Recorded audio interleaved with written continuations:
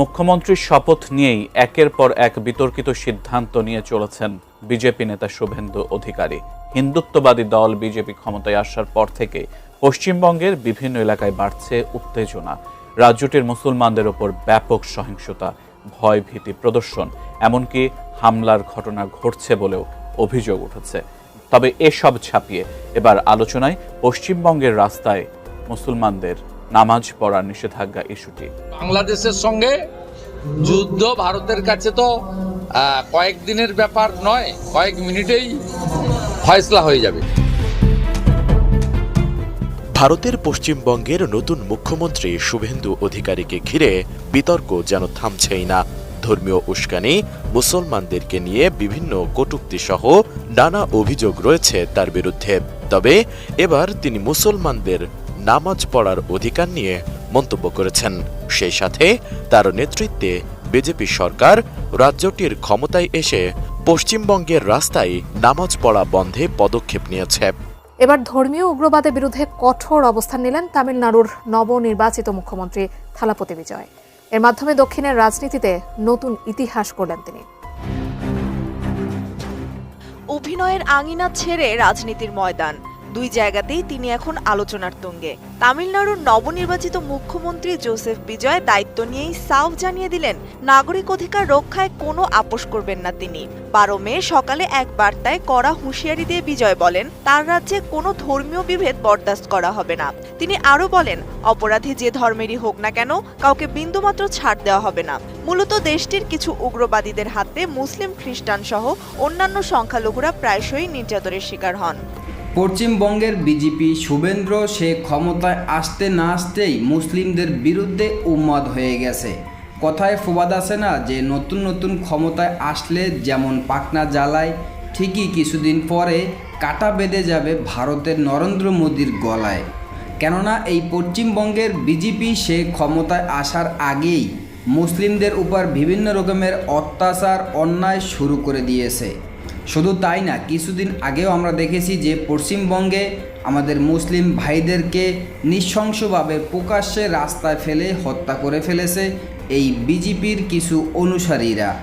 তবে এবার তারই ধারাবাহিকতায় তামিলনাড়ুতে মুখ্যমন্ত্রী থালাপতি বিজয় সে মুসলিমদের পক্ষ অবস্থান নিয়ে এই পশ্চিমবঙ্গের বিজেপি শুভেন্দ্র রায় তার বিরুদ্ধে কঠোর বার্তা দিয়েছে যে মুসলিমদের উপর যে এবং যারা অন্যায় অত্যাচার করবে তাদেরকে এক বিন্দুও ছাড় দেওয়া হবে না, সে নরেন্দ্র মোদী হোক ও বিজেপি শুভেন্দ্র হোক। দর্শক, সেই বিষয়ে দেখেছেন ভিডিওর শুরুতে কিছু অংশ শিরোনাম, এবার দেখবেন সম্পূর্ণ ভিডিও জুড়ে বিস্তারিত। দর্শক, এই ভিডিওটা দেখার পূর্বে আপনাদের কাছে একটা অনুরোধ করব, আমাদের চ্যানেল যারা নতুন আসছেন সাবস্ক্রাইব করে পাশে থাকা বেল আইকনটি বাজিয়ে দেবেন। দর্শক, চলুন এবার আমরা দেখব যে পশ্চিমবঙ্গের বিজেপি শুভেন্দ্র তার বিরুদ্ধে তামিলনাড়ুর থালাপতি বিজয় সে যে কঠোর বার্তা দিয়েছে। এই বিষয়টা দেখার পূর্বে আমরা প্রথমে একটু দেখব যে পশ্চিমবঙ্গের বিজেপি শুভেন্দ্র সে ক্ষমতায় আসার আগেই মুসলিমদের উপর বিভিন্ন রকমের অন্যায় অত্যাচার শুরু করে দিয়েছে এবং বর্তমানে সে অন্যায়ের নিয়মকানুনও শুরু করে দিয়েছে। আমরা এই বিষয়টা প্রথমে দেখে তারপর অন্য বিষয়টা দেখব। ধৈর্য ধরে একটা লাইক দিয়ে সম্পূর্ণ ভিডিও দেখতে থাকুন এবং আপনার মতামত কি আমাদের কমেন্টে লিখতে থাকুন। বাংলাদেশের সঙ্গে যুদ্ধ ভারতের কাছে তো কয়েকদিনের ব্যাপার নয়, কয়েক মিনিটেই ফয়সলা হয়ে যাবে। মাত্র কয়েক মিনিটের ব্যাপার। হ্যাঁ, মাত্র কয়েক মিনিটেই নাকি স্বাধীন সার্বভৌম রাষ্ট্র বাংলাদেশকে পুরোপুরি দখল করে নিতে পারে ভারত। এমনটাই প্রকাশ্যে হুঙ্কার দিয়েছিলেন পশ্চিমবঙ্গের জঙ্গি দাপুটে হিন্দুত্ববাদী বিজেপি নেতা শুভেন্দু অধিকারী। কিন্তু এই চরম দম্ভ আর অহংকারের জবাব যে এতটা ভয়াবহ এবং অভাবনীয় হবে তা কি খোনাক্ষরেও টের পেয়েছিল দিল্লির সাউথ ব্লক? রাতের ঘুম হারাম করা এক নতুন সমীকরণের জন্ম হয়েছে দক্ষিণ এশিয়ার ভূ রাজনীতিতে। যে বাংলাদেশকে একসময় দিল্লির ইশারায় চলতে বাধ্য করা হতো, সেই বাংলাদেশ আজ ভারতের চোখে চোখ রেখে এমন সব সিদ্ধান্ত নিচ্ছে যা পুরো ভারতের নীতি নির্ধারকদের বুকে কাঁপন ধরিয়ে দিয়েছে। বাংলাদেশের দিকে আঙুল তুলে পশ্চিমবঙ্গের বর্তমান মুখ্যমন্ত্রী জঙ্গি নেতা শুভেন্দু অধিকারী একসময় চরম ঔদ্ধত্য দেখিয়ে বলেছিলেন, বাংলাদেশের সঙ্গে যুদ্ধ ভারতের কাছে তো মাত্র কয়েক দিনের ব্যাপার নয়, কয়েক মিনিটেই নাকি এর চূড়ান্ত ফয়সালা হয়ে যাবে। একটি স্বাধীন ও শক্তিশালী সামরিক বাহিনীর দেশকে এভাবে কয়েক মিনিটে দখল করে নেয়ার হুমকি বিশ্বের আর কোনো নেতা আজ পর্যন্ত দেওয়ার দুঃসাহস দেখায়নি। কিন্তু শুভেন্দুর সেই ফাঁকা এবং অধ্যত্বপূর্ণ হুঙ্কারের চরম ও দাঁত ভাঙা জবাব সেই দিনই দিয়েছিলেন বাংলাদেশের অকুতোভয় বীর মুক্তিযোদ্ধা এবং বর্তমান স্পিকার মেজর হাফিজ উদ্দিন আহমেদ। অত্যন্ত কঠোর ভাষায় হুঁশিয়ারি দিয়ে তিনি বলেছিলেন, ভারত কেন, স্বয়ং পরাশক্তি আমেরিকা এসেও কোনোদিন বাংলাদেশ দখল করতে পারবে না। রাজনৈতিক মাঠে এই পাল্টাপাল্টি হুঙ্কারের পর গড়িয়েছে অনেক জল, দৃশ্যপট পাল্টেছে। শুভেন্দু অধিকারী দখলে এখন পশ্চিমবঙ্গের মসনদ, আর মেজর হাফিজ হয়েছেন বাংলাদেশের স্পিকার। অনেকেই ভেবেছিলেন সরকার পরিবর্তনের পর দুই দেশের এই চরম উত্তেজনাকর সম্পর্কে হয়তো কিছুটা শীতলতা আসবে, কিন্তু ভেতরের খবর বলছে সম্পূর্ণ ভিন্ন কথা। আপাত দৃষ্টিতে কোনো ইতিবাচক আভাস তো নেই, বরং উল্টো শুভেন্দু অধিকারী এমন কিছু আগ্রাসী পদক্ষেপ নিচ্ছেন যা দুই দেশের সীমান্ত পরিস্থিতিকে নতুন করে উস্কে দিয়েছে। শুভেন্দু অত্যন্ত আগ্রাসী সুরে জানিয়েছেন, রাজ্যের জনবিন্যাস বদলে গেছে, তাই প্রথম দিনই তারা জমি হস্তান্তরের অনুমোদন দিয়েছেন। আগামী ৪৫ দিনের মধ্যে এই জমি বিএসএফ এর হাতে তুলে দেয়া হবে, যা পূর্ববর্তী মমতা ব্যানার্জির আমলে আটকে রাখা হয়েছিল। আন্তর্জাতিক সম্পর্ক বিশ্লেষকরা মনে করছেন, সীমান্তে কাঁটাতারের নামে নতুন করে বাংলাদেশের নিরীহ নাগরিকদের উপর নির্বিচারে গুলি চালানোর জন্যই মূলত এমন ভয়ঙ্কর সিদ্ধান্ত নেওয়া হয়েছে। অতীতেও সীমান্তে কাঁটাতারের বেড়া নির্মাণের সময় বহু স্থানে সরাসরি বাংলাদেশের ভূখণ্ড দখল করে নেয়ার গুরুতর অভিযোগ উঠেছিল। ভারত যদি মনে করে তারা আগের মতোই দাদাগিরি ফলাবে, তবে তারা চরম ভুলের স্বর্গেই বাস করছে। কারণ সীমান্তে যদি আবারও গুলি করে মানুষ মারা হয় কিংবা বাংলাদেশের 1 ইঞ্চি ভূখণ্ড দখল করা দুঃসাহস দেখানো হয়, তবে তার যে চরম ও দাঁতভাঙা জবাব দেওয়া হবে তা বর্তমান সরকারের পক্ষ থেকে অত্যন্ত স্পষ্টভাবে নয়াদিল্লিকে জানিয়ে দেওয়া হয়েছে। বর্তমান বাংলাদেশ সরকার ভারতকে সাফ জানিয়ে দিয়েছে, সীমান্তে আর কোনোভাবেই নতজানু হবে না বাংলাদেশ। কারণ এই বাংলাদেশ আর আগের সেই নতজানু বাংলাদেশ নেই। বাংলাদেশের স্বাধীনতাকামী মানুষ এবং বর্তমান সরকার ভারতের এই কাঁটা তারের বেড়াকে বিন্দুমাত্র ভয় পায় না।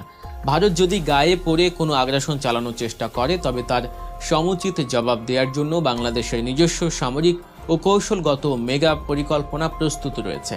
পররাষ্ট্র বিষয়ক উপদেষ্টা হুমায়ুন কবির অত্যন্ত শক্ত ভাষায় সাংবাদিকদের জানিয়েছেন, ভারত যদি দ্বিপাক্ষিক সম্পর্ক এগিয়ে নিতে চায়, তবে তাদের নেতৃত্বকে অবশ্যই ইতিবাচক মনোভাব দেখাতে হবে। পশ্চিমবঙ্গের নির্বাচনে যে উগ্র ও অশোভন ভাষায় বাংলাদেশের বিরুদ্ধে বক্তৃতা করা হয়েছে, তা কোনোভাবেই গ্রহণযোগ্য নয় বলে কড়া বার্তা দেওয়া হয়েছে ঢাকা থেকে। এবার মুসলমানদের ঈদ নষ্ট করে দিল শুভেন্দু। ক্ষমতায় বসেই অনন্য মাত্রায় মুসলমানদের উপর অত্যাচার শুরু করেছেন তিনি। পশ্চিমবঙ্গের মসনদে বসার পর থেকেই চরম মেরুকরণ ও মুসলিম বিদ্বেষী রাজনীতির যে নগ্ন রূপ শুভেন্দু অধিকারী দেখিয়ে চলেছেন, আসন্ন ঈদুল আজহা বা কোরবানির ঈদের আগে তা যেন এক শ্বাসরুদ্ধকর পর্যায়ে পৌঁছালো। প্রকাশ্যে সরাসরি কোরবানির উপর নিষেধাজ্ঞা না দিলেও সুকৌশলে পশ্চিমবঙ্গে পশু হত্যা নিয়ন্ত্রণ আইন 1950-এর পুরনো খড়গটি আচমকা নামিয়ে এনে মুসলমানদের সবচেয়ে বড় ধর্মীয় উৎসবটিকে কার্যত অঘোষিতভাবে বন্ধ করার এক নিখুঁত ও ভয়াবহ ফাঁদ পেতেছেন এই নতুন মুখ্যমন্ত্রী। নবান্নের জারি করা এই কড়া নির্দেশিকা আপাত দৃষ্টিতে আইনি মনে হলেও এর পেছনের রাজনৈতিক উদ্দেশ্য দিনের আলোর মতো স্পষ্ট। নির্দেশিকায় বলা হয়েছে, গরু, বলদ বা মহিষ বলি দিতে হলে পশুটির বয়স 14 বছরের বেশি হতে হবে অথবা তাকে চিরতরে অক্ষম হতে হবে। এখানেই শেষ নয়, বলির উপযুক্ত হওয়ার জন্য পৌরসভা চেয়ারম্যান বা পঞ্চায়েত সভাপতি এবং সরকারি পশু চিকিৎসকের যৌথ শংসাপত্র বা সার্টিফিকেট লাগবে। তাছাড়া প্রকাশ্য স্থানে কোনোভাবেই কোরবানি করা যাবে না, যেতে হবে নির্দিষ্ট কসাইখানায়। আইন ভাঙলে 6 মাসের জেল ও জরিমানা। এটি নিছকই কোনো পশুপ্রেম বা প্রশাসনিক সিদ্ধান্ত নয় বলেই মনে করছেন বিশ্লেষকরা। এটি একটি সুপরিকল্পিত রাজনৈতিক অস্ত্র। কোরবানির ঠিক আগ মুহূর্তে লাখ লাখ পশুর জন্য এমন আমলাতান্ত্রিক জটিলতা তৈরি করার অর্থ হলো সরাসরি মুসলমানদের কোরবানি দিতে বাধা দেওয়া। আগে যিনি প্রকাশ্যে মুসলমানদের রোহিঙ্গা বা পাকিস্তানি বলে গালি দিতেন, আজ ক্ষমতায় বসার পরই তিনি পুলিশ ও প্রশাসনকে ব্যবহার করে চরম হয়রানির রাজত্ব কায়েম করেছেন। আইনি মোড়কে এই নির্দেশিকা মূলত ধর্মীয় স্বাধীনতায় এক চরম আঘাত। শুভেন্দুর এই পদক্ষেপে প্রমাণ হলো পশ্চিমবঙ্গে এখন সংখ্যালঘুদের উৎসব ও আবেগও নিরাপদ নয়। ক্ষমতার দম্ভে এবং উগ্র হিন্দুত্ববাদী এজেন্ডা বাস্তবায়নে মুসলমানদের উৎসবকে আইনে প্যাচে শ্বাসরোধ করে হত্যার এই নজিরবিহীন অপচেষ্টা আগামী দিনে রাজ্যটিকে এক ভয়ঙ্কর সাম্প্রদায়িক খাতের দিকে ঠেলে দিবেই বলে মনে করছেন বিশ্লেষক। ভারতের পশ্চিমবঙ্গের নতুন মুখ্যমন্ত্রী শুভেন্দু অধিকারীকে ঘিরে বিতর্ক যেন থামছেই না। ধর্মীয় উস্কানি, মুসলমানদেরকে নিয়ে বিভিন্ন কটূক্তি সহ নানা অভিযোগ রয়েছে তার বিরুদ্ধে। তবে এবার তিনি মুসলমানদের নামাজ পড়ার অধিকার নিয়ে মন্তব্য করেছেন। সেই সাথে তার নেতৃত্বে বিজেপি সরকার রাজ্যটির ক্ষমতায় এসে পশ্চিমবঙ্গের রাস্তায় নামাজ পড়া বন্ধে পদক্ষেপ নিয়েছে। ইতোমধ্যে এ বিষয়ে সরকারি পদক্ষেপ নেওয়া হয়েছে বলে জানিয়েছেন দলটির বিধায়ক ও বারাকপুরের সাবেক সাংসদ অর্জুন সিং। ভারতীয় সংবাদ মাধ্যম ইন্ডিয়া টুডেকে দেওয়া এক সাক্ষাৎকারে অর্জুন সিং এ তথ্য জানিয়েছেন। তিনি দাবি করেন, মুখ্যমন্ত্রী শুভেন্দু অধিকারী প্রথম ক্যাবিনেট বৈঠকেই নির্দেশ দিয়েছেন রাস্তায় নামাজ পড়া চলবে না, নামাজ পড়তে হবে শুধুমাত্র মসজিদে। এরপরই দেশ জুড়ে শুরু হয় পক্ষে বিপক্ষে তর্ক। কেউ বলছেন এটি আইনের শাসন প্রতিষ্ঠা, আবার কেউ এটিকে দেখছেন মুসলিম সম্প্রদায়ের ধর্মীয় স্বাধীনতার ওপর চাপ প্রয়োগ। তবে কি পশ্চিমবঙ্গে নতুন করে আরও কঠোর ধর্মীয় মেরুকরণের রাজনীতি শুরু হচ্ছে? বিজেপি বিধায়ক আরও জানান, শুধু নামাজ নয়, রাস্তায় কোনো ধর্মীয় জমায়েতও মেনে নেওয়া হবে না। কলকাতার রেড রোডে আয়োজিত বড় জমায়েত প্রসঙ্গে অর্জুন সিং জানান, রেড রোডের মতো জায়গায় এ ধরনের জমায়েত আর দেখা যাবে না। একে আদালতের নির্দেশ হিসেবে উল্লেখ করে তিনি জানান, বিচার বিভাগীয় নির্দেশ মেনেই সরকার এই নিষেধাজ্ঞা কার্যকর করবে। ধন্যবাদ এতক্ষণ সাথে থাকার জন্য। দর্শক, আজকের ভিডিও এ পর্যন্ত। নতুন কোনো ভিডিওতে কথা হবে নতুন কোনো বিষয় নিয়ে। ততক্ষণ ভালো থাকবেন, সাথে থাকবেন। আসসালামু আলাইকুম, আল্লাহ হাফেজ।